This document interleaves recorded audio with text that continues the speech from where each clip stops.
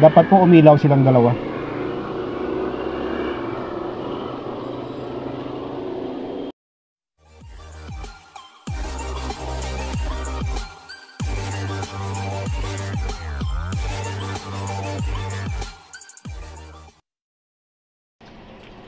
Sa video ito, ituturo ko po sa inyo kung paano natin malalaman kung positive o negative trigger ang busina ng ating mga motor sa mabilisang paraan lang.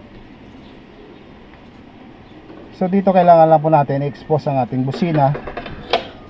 Pero kung naka-expose na po ang inyong busina, hindi nyo na po kailangan gawin ito.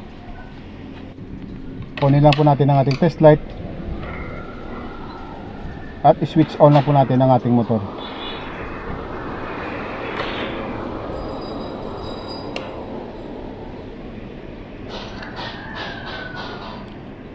Ngayon ikabit po natin ang ating test light sa terminal ng ating battery, kahit alin po sa dalawa ang mauna.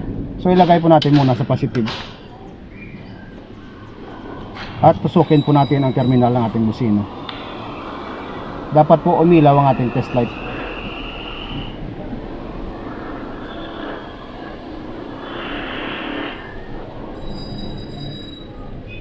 So hindi po siya umilaw, ililipat po natin ngayon sa negative ang ating test light at tusukin po natin ulit.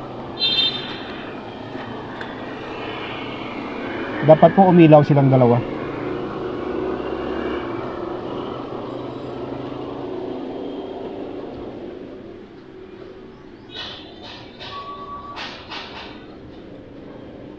So ayun po, umilaw silang dalawa.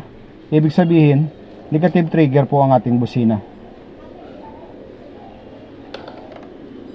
Ngayon, alamin naman po natin ang ating trigger wire o ang wire na papuntang switch ng ating motor.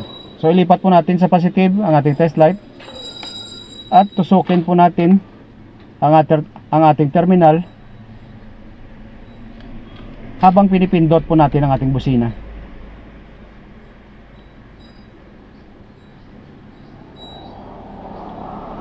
Ayan, tusukin natin ang isa at pindutin ang busina.